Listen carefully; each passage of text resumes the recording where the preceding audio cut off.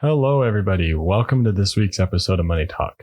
This week, let's cover the great but potentially dangerous credit card. Today, we're going to be talking about what is a credit card, the best way and only way to use them, how they can be extremely dangerous, credit card rewards, why do credit cards exist, and then I will wrap up with my thoughts on the credit card. Well, I hope you're enjoying the Money Talk podcast. As a reminder, my goal with this podcast is to bring you a general level to get you talking about personal finance and the different aspects of it. In the month of March, we're going to be covering some financial products, and I hope this can get you thinking about how you can use them in your life. If you have any topics you want me to cover, please email me at moneytalk.ffc@gmail.com, or you can find me on social media, or if you check the show notes, there's a link that you can send me a voice message. Then I can play the voice message on the podcast and respond directly to it. But let's get right into today's episode.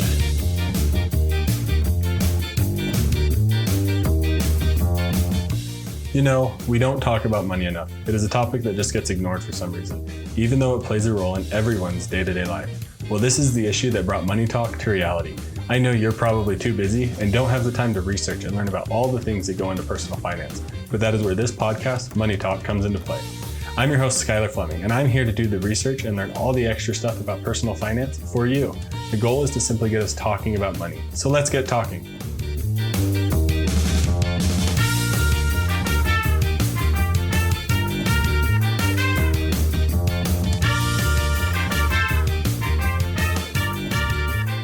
So let's get started today. The first thing on the agenda is, well, what is a credit card?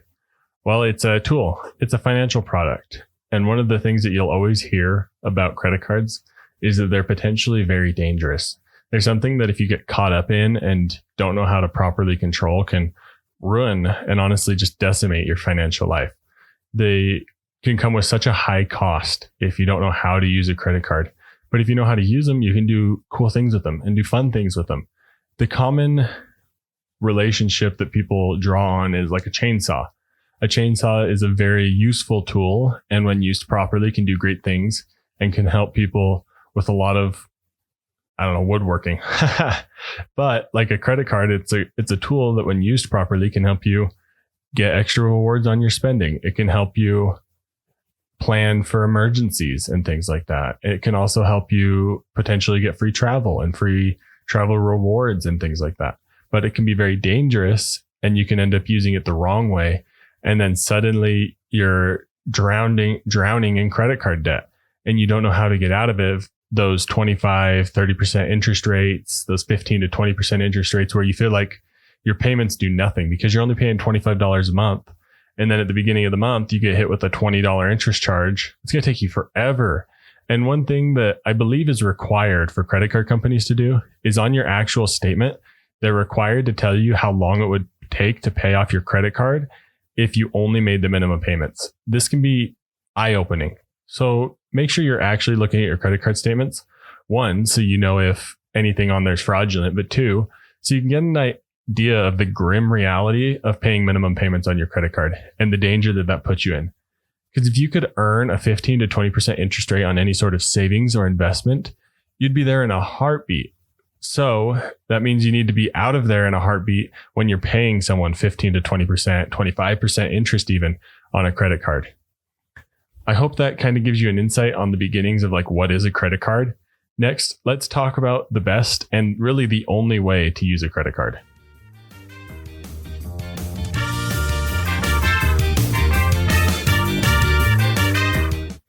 Alrighty, let's talk about how to use a credit card. Well, I mean, it's really simple when you think about it. The one thing is you cannot carry over expenses month to month. You can't carry credit card debt. That's the way to get in a lot of trouble with credit cards. So let me explain the best and really only way to use a credit card. So you plan out your budget for the month and you know what you're anticipating to spend in each area. And then you put all of your charges on the credit card and make sure you don't go over your budget so that you have plenty of money to pay it off. But you put all of your charges on the credit card, all of them. And then if there's any fraudulent activity, it's easy because it's on your credit card. You don't owe on it yet. Those sort of things can get worked out before you owe and your own money isn't being taken. But you put all of your transactions on a credit card. Then when the end of the month comes, at the beginning of the month, like on the 2nd of every month, You pay off whatever charges were on there from last month, regardless of when your credit card statement updates, regardless of when your bill updates. You pay off your credit card based on when you budget. So if you budget on a monthly basis, you budget how much you're going to spend for the month. Then at the end of the month or the very beginning of the next month, you pay off all those charges you put on the credit card, and you just keep doing it. And then the benefits start racking up, which we'll talk about a little bit later, like credit card rewards. But you have to make sure you're spending your normal spending on a credit card. And really, one of the things that's always a concern about credit cards is that you're going to overspend because you're not actually feeling that money go away, which is why keeping track of your expenses is important, for me at least, and something to consider.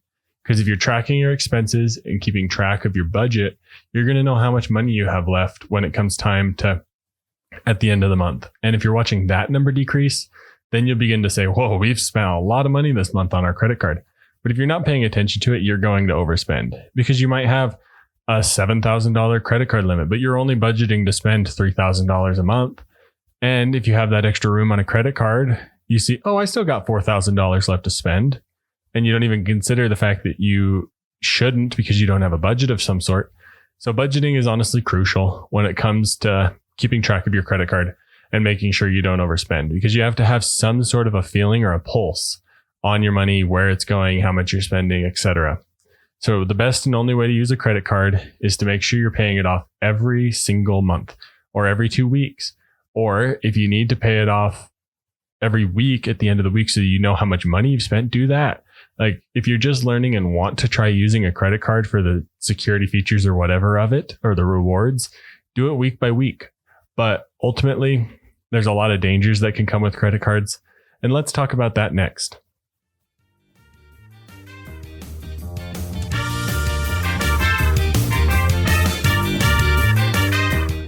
The dangers of the credit card. Well, there can be quite a few. One is obviously that you keep racking up credit card debt, and then you don't really know what to do to get out of it. But I found an article from Credit Karma that says the 5 dangers of using credit cards and how you can avoid them. Well, the first one is getting into credit card debt, like I said. And you cannot afford to go into credit card debt. It's going to drown you financially. And the way to avoid that is to make sure you know how much money you can spend, and don't worry about your credit card limit. That doesn't matter. That's how much the banks want you to spend.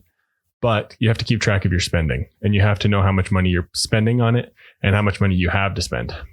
The next danger of a credit card is missing your credit card payments. This is something that should just never happen. Like if you're using a credit card and you have to wait a little bit to make a payment on it because of some sort of an emergency or something that you had to put on the credit card that wasn't expected, you can't miss your payment. You have to make sure you're at the very minimum making your minimum payments, because then your credit score starts getting dinged, and it can harm you in a lot of other ways. Like if you're trying to get a mortgage, or there could be penalty interest rates that get applied, or you could forfeit your rewards for 6 months. There's a lot of ways that credit cards get very tricky when it comes to missing a payment, and they will do all they can to make you have to pay more and more. And penalty interest rates can be super steep. So that can be extremely dangerous if you're already carrying credit card debt. So make sure you have text or email reminders set up for a few days before your monthly bill or something like that. That way, if you still have a monthly bill outstanding, you get an alert for it. Next is carrying a balance and incurring heavy interest charges, which is kind of something that I've gone over already, but you need to make sure you're not carrying a credit card balance no matter what. Like no matter what. Next is applying for too many new credit cards at once. And the only reason you would do this is if you were trying to get some sort of trick in the system, or I don't know, avoid applying for too many credit cards. It usually won't harm you that much if you're applying for one every few months because you're trying to do some sort of travel reward hacking or something like that. But you don't need that many credit cards. So don't apply for every single store credit card next time you go out shopping. Next is using too much of your credit limit, which this one can seem kind of dumb, but creditors and the credit scoring system that is your great credit number don't want to see you using too much of your credit limit. 30%, I believe, is generally the number that is told to make sure you're keeping your credit to income ratio low and that you're not using all of your credit. Because if you go to say, hey, can I get an auto loan at a good interest rate? And they say, well, you have a $10,000 credit card available limit and you're using $9,000 of that. I think that's a sign you may not be good with money, and that you're carrying banks want us to use credit cards because they make money on it. But then when you use credit cards and carry a balance on them, they know that you're not good with money. So why do they keep giving you more credit card limits? It's because they make money on it. That's their ultimate goal. And credit card interest is something that's easy for them to just let sit there and they make money off of. But when it comes to loans and vehicles and the cost of repossessing vehicles, they know if someone's spending and maxing out every single one of their credit cards that they're not good with money, even though it's probably the bank's own fault that you don't know how to manage money because they just keep giving you a credit card and increasing your limit, things like that. So that's its own rant for another day, but make sure you're not using all of your credit card limits. Next, let's talk about credit card rewards and one of the perks of credit cards.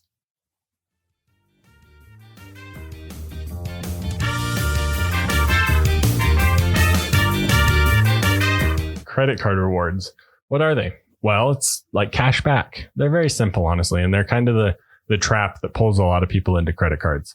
There's something that if you're smart about and aware of that you can use to your advantage. Like I've mentioned in this episode, travel hacking is something that's really popular. Getting sign-up bonuses so that you get $1,000 for spending $4,000 on a credit card. That's pretty darn good. And Rebecca and I recently took advantage of that with that Chase Sapphire Preferred, I believe. I can't remember the name of the card. But there was a card that was offering $1,000 bonus for spending $4,000, and we met it. Some of those things aren't hard to meet, and those are opportunities that you can take advantage of. But the key thing with credit cards always comes back to do not carry a balance. And credit card rewards are not worth it if you're carrying a balance. Don't even, like if you know you struggle with credit card debt and overspending, don't even bother. The rewards aren't worth it. The interest you're going to pay and the stress you're going to induce from carrying credit card debt far outweighs the benefits of getting any credit card rewards. I don't care about the dollar amount. This is one of those things that's more of a behavioral aspect of personal finance. If you can't manage to keep your credit cards under control, avoid them altogether. There's no amount of rewards or sign-up bonuses that'll make it worth it.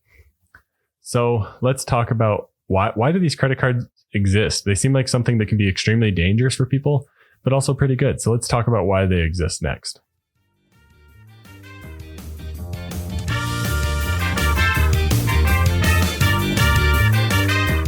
Why do credit cards exist? They exist to make the banks and credit unions money. They also somewhat can exist if you're smart with them to make you some extra money on your spending. But ultimately, they wouldn't be so well advertised and pushed by banks and credit unions if they didn't make money off of them. So honestly, like those of us that get the credit card rewards are kind of thankful for the people that, because it wouldn't be a thing. And honestly, if there was no credit card rewards because everybody was good with their spending, that's something I'd be okay with, because I think there's a lot, like if credit cards didn't exist, there'd be a lot different of approach to money. And that's something for a different episode. But the people paying interest on their credit card balance are the people paying for the 2% cash back. And you're like, wow, 2%, 3%, 5% cash back during certain bonus periods or something like that. That's a lot of money back.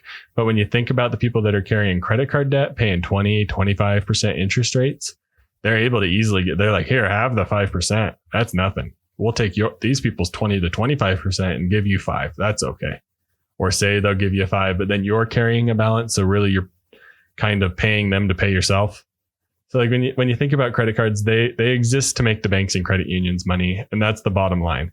They make the providers money. So if you use them smart, yeah, you can come out ahead, but you're not going to beat the system, like those sort of things. But there are ways to use them in a good manner, but they exist to make the banks and credit unions money. That's what they're there for. And there are perks that are provided to us, but if you use them wisely, they can be beneficial. So let's talk about why they exist for people. They can exist for security reasons of protecting you against fraudulent activity because you don't owe on a credit card immediately, like you would money coming straight out of your checking. They exist for some small rewards or sign-up bonuses or travel points, things like that. They exist to be able to manage your spending a little bit, because to me, it's easier to put all the money on a credit card and then pay it off all at once rather than have our checking account littered with a bunch of random transactions. So that's some of the reasons why they exist for me. Let's wrap up today's episode real quick with some of my thoughts and conclusions about the credit card.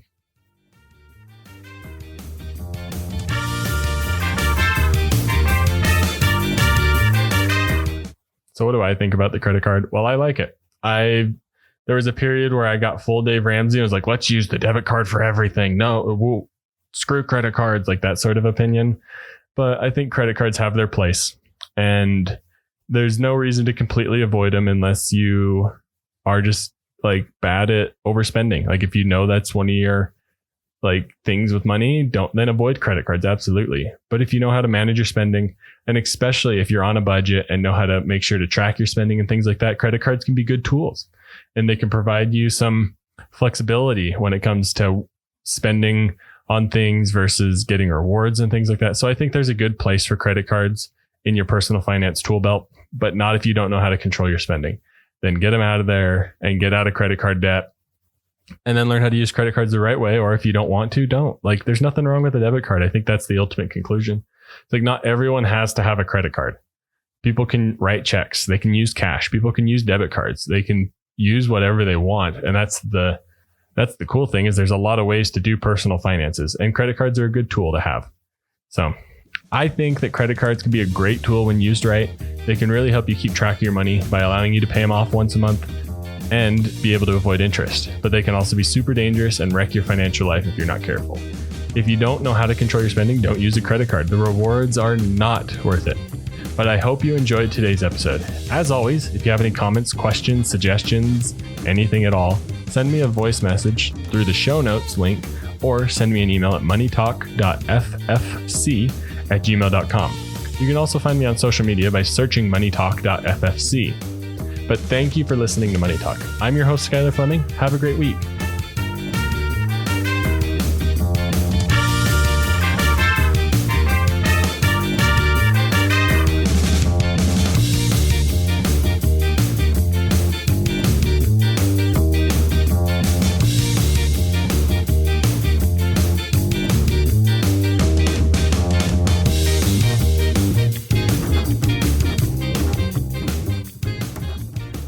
Thank you for listening to Money Talk. The Money Talk show is provided for informational purposes and should not be used for personal or specific financial advice.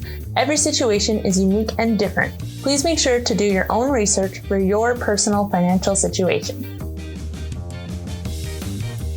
Also, there are some cool things coming down the pipeline for Money Talk. So make sure you're subscribed, go leave a review wherever you listen to podcasts, and make sure to tell your friends. And thank you for listening to Money Talk.